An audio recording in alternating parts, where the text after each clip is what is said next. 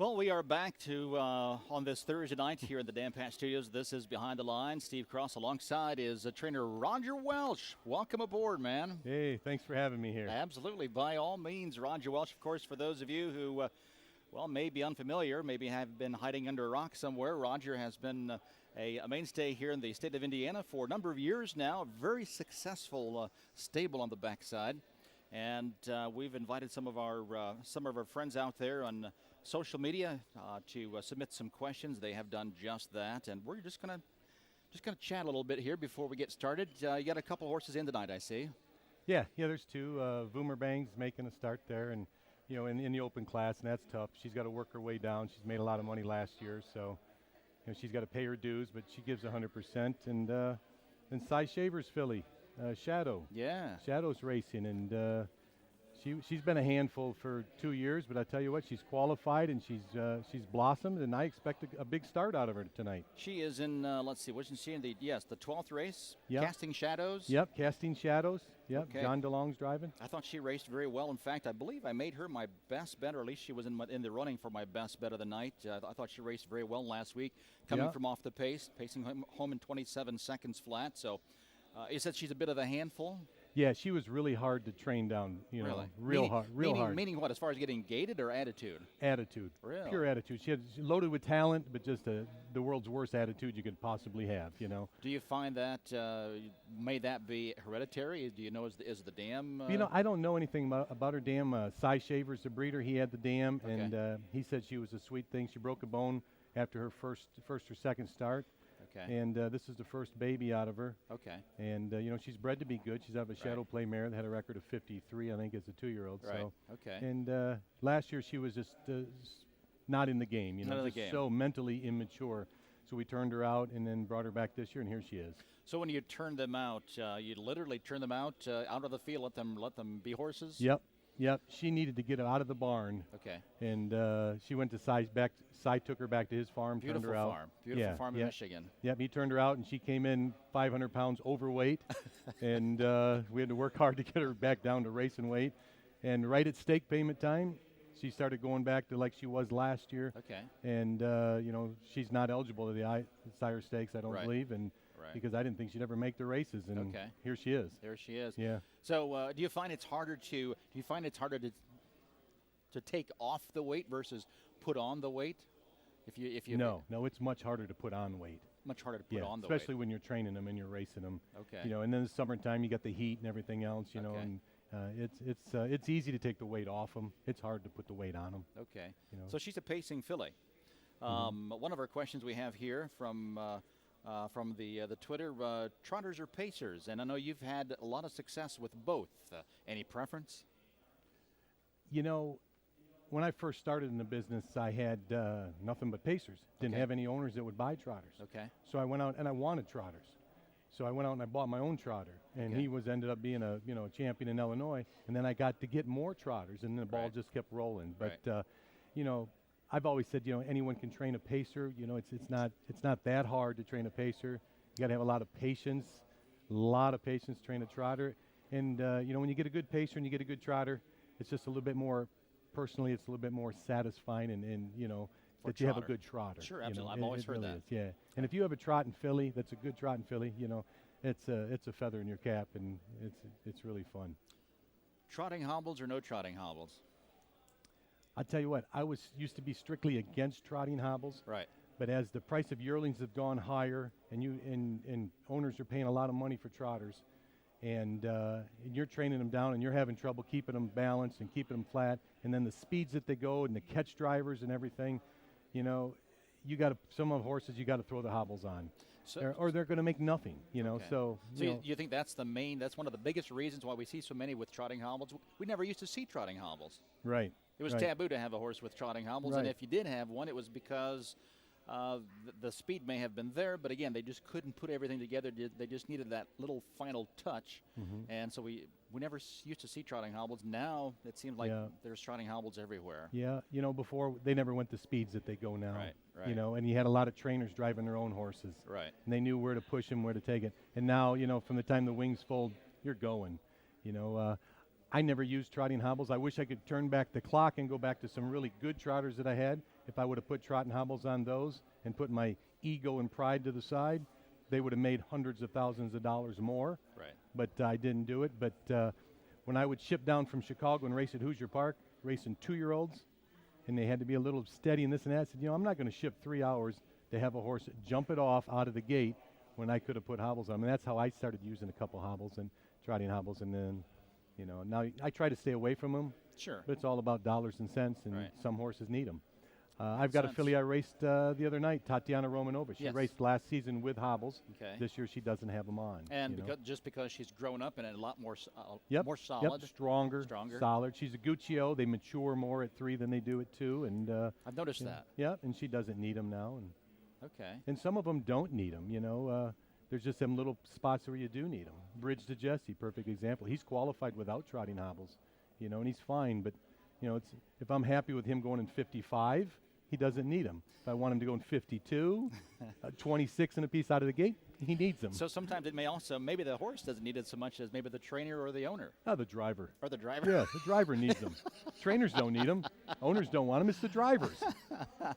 Hey, speaking of, we don't see you often. In fact, I don't know that I've ever seen you on the track behind the gate, under the lights. You prefer to stay back of the barn as the trainer. I'm sure you've had some starts. Absolutely not. I love to drive.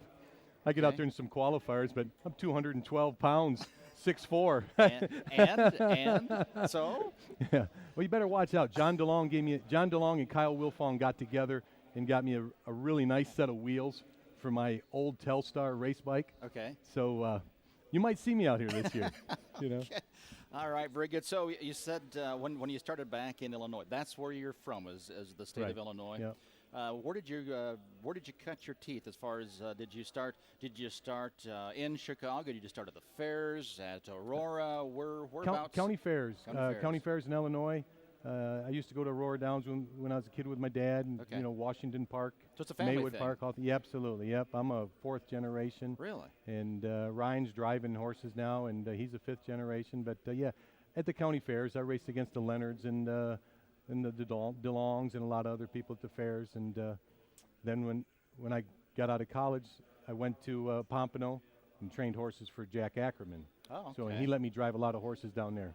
Okay. All right. Very Yeah, good. so I got to do that, and All right. and that was fun. Okay. That was fun. So you've got 1,310 training wins coming into the night this evening. 18 million in purses. You've had some big years. There are 6 consecutive seasons with $1 million in purses. 9 overall. That's doing very well. You've had some nice horses. Yeah, we've been blessed. And Yep. so for the most part, those are owners that are buying these horses, babies or older horses, or Usually just strictly babies. okay. And And the reason behind that is that's just what you prefer. that's what I prefer. As a kid growing up and training at the farm, my father had all claimers all the time. Okay. Always working on those old claimers all the time. And he was very successful at it because we raced for big money in Chicago back in the day. Right. And I always said, I don't want to deal with the claimers. I don't want to deal with the old horses. I want to hit the home run. Sure. And I started out with yearlings. I went to work down in Pompano training for Ackerman. He had young ones. And then, I just kept young ones my whole life, started out. And, you get your first one's a good one. You just the ball just keeps rolling. And I prefer the 2-year-olds. I want to hit the home run. I want to race in the stake races. And I want to take the winners off. Absolutely. Wouldn't we all? So the best horse, I guess, you've ever trained, the most successful horse. I know you've had a lot of good ones. Great question.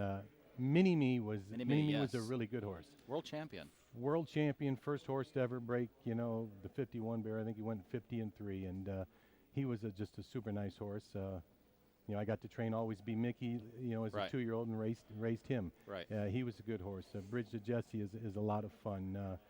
Victor's Phantom Victor's Pursuit set a world record at Balmoral also.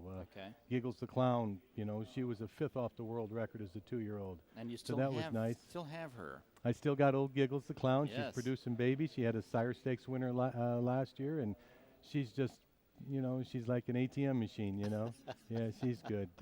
Yep, there was a Conway Hall filly named Delicious, Okay. who ended up being the horse of the year in Sweden, and she, Really? and I broke and trained her for the Quaid brothers, and she's just really, it was a special filly too.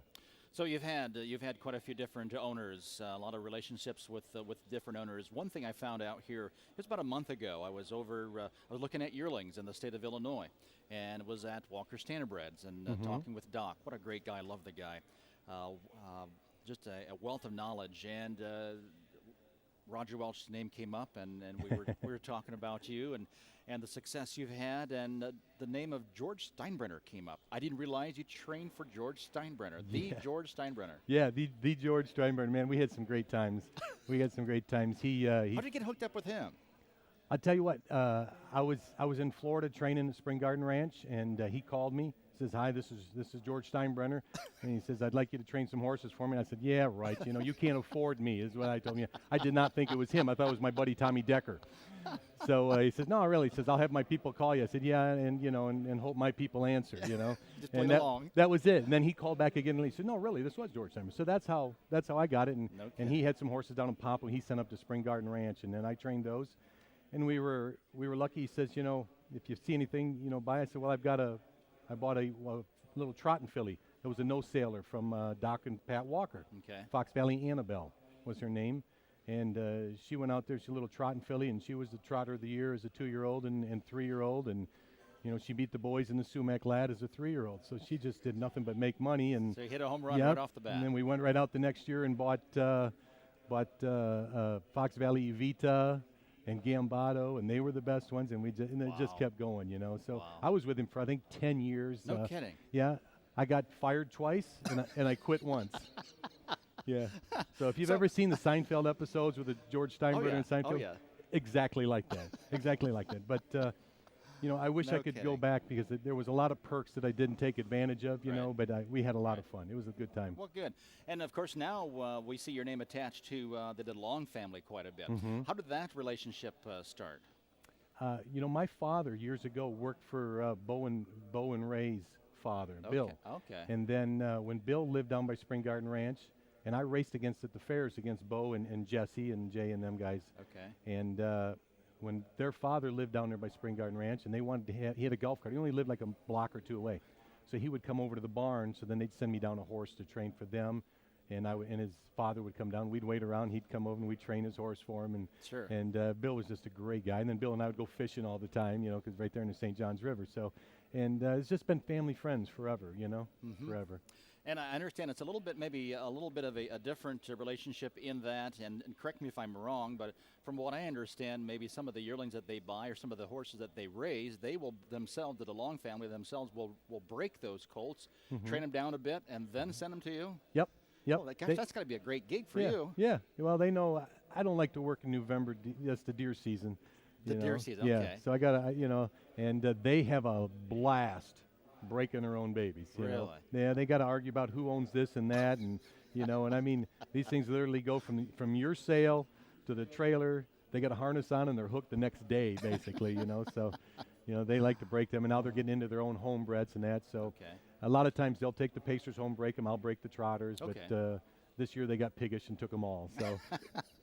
It's fun. It's just a lot of fun. So then, when you go to the sale, and I know you have your little entourage over to the right side there, how do you determine which horse you're going to be bidding on? Which horses that you're looking at? Do you look at all the horses before the sale? Do you go to any of the farms to look at horses before the sale time? The DeLong crew, they'll go out to the farms and look at the Pacers. Okay. My wife Amy and I will hit the farms and look for trotters. Okay. And then I'm always looking for a little one on the side, Then we get before the sale, we'll get together and put our notes together, and then they'll pick their Pacers. I'll pick the trotters, and then we'll kind of, separate and see what do we want to spend, how much you want, and that's always a secret to Bo. So Bo bids on him. If he likes him, he'll buy him, and if he doesn't, then sometimes we say no, but it's always say no fun. to Bo, really? Yeah. No Sometimes kidding. they say no, and Bo's always trying to prove me wrong, so he's always trying to get that one that, You know, I told you so. Yeah.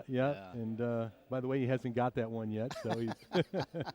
Well, they've been very successful, and I must say they've been a godsend to the Indiana program. They really have. They've supported the Indiana program like none other, and for that we're very grateful. I'm assuming they've raced quite a bit in Illinois as well over the course of the years before coming to Indiana. Yeah. They raced at the fairs mainly years Okay. ago. They raced at the fairs, and you know, their little stable made over $100,000 one summer just out of the Illinois County Fairs? Fairs. Really? Just at the county fairs, they made over $100,000 at the fairs, and then they wanted to expand a little bit and get into some parimutuel racing, and Okay. and that's how, you know, I met up with them at a horse sale, and Bo sat in front of me, bid on a horse, didn't get it, and I said, Bo, the next one is the best one, and he says, really? And I said, this is the best one, and he bought him, and I can't remember his name, but that You were colt, right. he ended up being a Super Night winner, you know, and he was a really good horse, and then they wanted to, you know, upgrade their class, and then we just started buying them. So. Sure. Okay, so some good questions here from some of the racing fans out there. I've been waiting for these. Okay, all right. You've already answered the one about the trotter, the pacer. Here's one. Okay. Would you describe your training as similar to coaching basketball as it relates to managing attitudes, egos, and finding combinations that work? Very good question. Extremely good question. Good question, but no. Nothing like that. It's more like there are no egos in my barn. There are no egos in my owners or anything like that. The horses don't have egos. It's more like taking a kindergartner the first day of school, and by the time he starts first grade, you took him from the first day of school where he doesn't know anything except what he learned at home to you know, the first day of first grade, and he's in the Little League World Series. You know, they have to mature quickly. They have to mature smart, and you got to be patient with them, but yet teach them a little bit every day, and they have to grow fast. They have to grow up fast. You know, we push these things, and we want to race them at 2, and we want to race them at 3, because that's where the big money is. And if they don't make it at 2, you've lost 50% of your earning potential there. So. Do you think sometimes we push them too hard as 2-year-olds? Absolutely. I wish there were no 2-year-old stake races. Okay. I wish there were 3 and 4-year-old 3 and stake 4. races. Why do you think that is? Why do you think we are so hung up on those 2-year-old races? Breeders, they raise them. They want to sell them. They don't want to hold them another year. We don't want to, you know. We don't want to buy them and we don't want to buy them and hold them another year. Sure. That's why. Sure. Okay. That's why. Quicker return on the investment. Right. Quicker return on the investment. Okay. Very good. And and we talked about some of the horses that you've had in the past. And if you could go back in time and take any of those horses that you talked about and bring them into the present, which one would it be? The mini me's and the. Wow, and bring them into the present. Yes, bring them into the present. And then why? Mini me would be one, definitely, because he had so much ungiven talent. Just unbelievable. You know, he went in 150 at Balmoral Park, parked both turns, never saw the rail, and did it with earplugs in and wrapped up. Wow. He went to Springfield, and he won by 13 lengths on a rain-delayed day, and Dave McGee was very cautious with him. And then same at DuQuoin. You know, he was just unbelievable what he could do at 2. So. And he was an Illinois bred. He was an Illinois bred, and then he went on and he raced, you know, in the North American Cup and that at 3, and the Meadowlands Pace and that. And if you could bring him back now and do it, he could definitely compete with other horses and wouldn't have to do it on his own. I mean, he could trip it out, and it'd be great to see what he could do. So he's a horse ahead of his time. Right. He was definitely a horse ahead of his time. The good trotters, I don't know if they could trot any faster now that they could then, you know. Okay. I'm sure they would because of the sulkies and the wheels and that, but you know, I don't. But don't you think that some of the breeding has been refined, especially those trotters? I mean, it's become so refined. They are bred to trot and only to trot. Do you think? Do you find it's easier to gate them now than what it was when you first started? The good trotters. The good trotters. Yeah, the good trotters are just so naturally gated that you know. They just flow, you know. It's automatic. Yeah, they just flow. You know, the good trotters, and those good trotters, you know, the first 30 days you break them if you got a good trotter. Special. Yeah. Speaking of good trotters, Bridge to Jesse's. One of the questions here: how do you keep them so sharp year after year, and keep them sharp from the start of the season to the end of the season? That horse is the luckiest horse in the state of Indiana. Meaning? And he's got the best groom, my wife. He's spoiled rotten. You know, if you go out the backtrack right now, he's probably out there getting grassed. I noticed he's on a lead chain getting grassed. I noticed he looked like he put a few pounds on. A few pounds. From last year. Talk about overweight. Bridge to Jesse, bridge to Jesse. But were you shocked last week with the 53-mile first asking? Not one bit, because he had a perfect trip. Right. I mean, he, halfway around the last turn, I said he's a winner because Bridge to Jesse will out-trot anyone going from home, with a trip like that, regardless of $50 bill or who it is. It doesn't matter. Last night, when you look at the program and he's in with five-horse field, Bridge to Jesse's one tonight going to be in the front end. Right. Compelling's a sprinter. Yep. Bridge to Jesse's lazy on the front end. He's going to be hard to go, and you could tell right here at the tote board. Here comes Compelling, and that is her MO as well, like you said. Absolutely, she can sprint home. Yeah, and she's sitting in the 2-hole, and it took her the length of the stretch to get by him a nose. Right. So Verlin Yoder sends nothing to post short. So, Bridge to Compelling's in shape. Bridge to Jesse still needs a few more starts, as you could tell by looking at him. But he gives it his all. He's like he's like one of them. Workers that comes in here. He works his butt off all summer long because he gets the winter off. Yeah. He gets every winter off. So he makes all he can make in the summertime and vacations all winter. So do you have any 2-year-olds coming up here that you're at liberty to speak about as far as that you really like? Steve, I never get high on any of them. I wish there was some that I could get really excited on, but the answer to that, no. Yeah. But you've been in this business long enough, that you get too high on them, and they break your heart, and it gets everybody's hopes up, and then they throw it back in your face if they don't make it. So how many horses do you have back at the barn? You do train here on site? Yeah, we train here. We train here. There's 24. Okay. 24 right now. Then I think there's about 9 or 10 up in Wisconsin yet. Okay. That are coming down. There's some trotters that look promising. There's a Whom Shall I Fear filly that looks promising.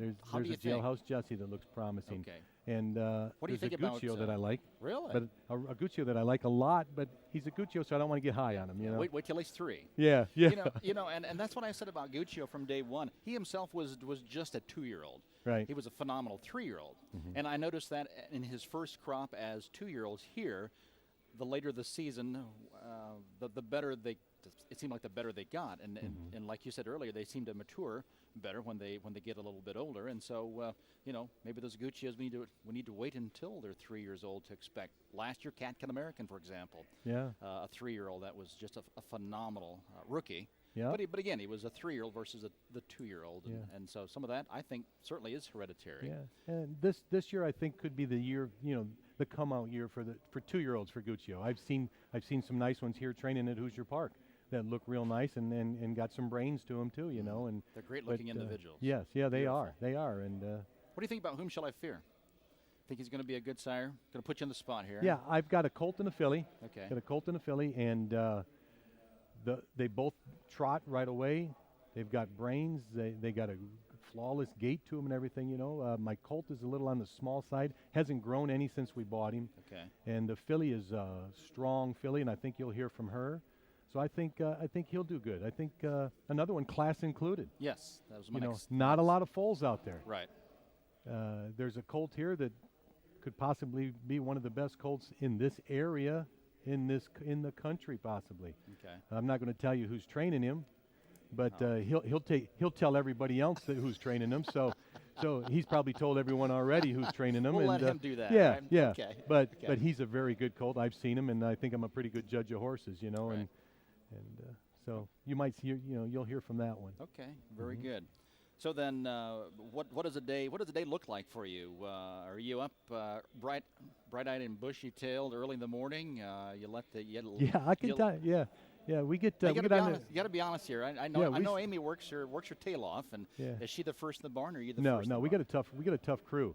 Huber and Susie got a couple that work for me. Huber and Susie. Okay. So I'll say hi to Huber and Susie. But they work their butts off, and they're feeding breakfast very early. Okay. I'd be lying to you if I told you what time, but I don't know. But I get there at 5:15 every morning, and the horses are done eating. There's harnesses on them, and we're on the track by 5:30. No kidding. Yeah. I know Jeff Culliper said he's out there early. I've never seen Jeff out there And I don't know. I called him out on that too. But yeah, but we start about 5:30 every morning, and we get through them pretty quickly. Good. But it's just my son and I, Ryan, doing all the training. So Okay. that way I'm a little bit more hands-on for every horse. And Sure. And every horse is different, so Yeah, it's good yeah. that you are hands-on and know what needs to be done and for each horse. A couple of other questions here, and I know you're an avid outdoors person. You talked about the hunting in the fall. Any secret spots that you might be at liberty to share as far as where one might find a good buck with? Yeah.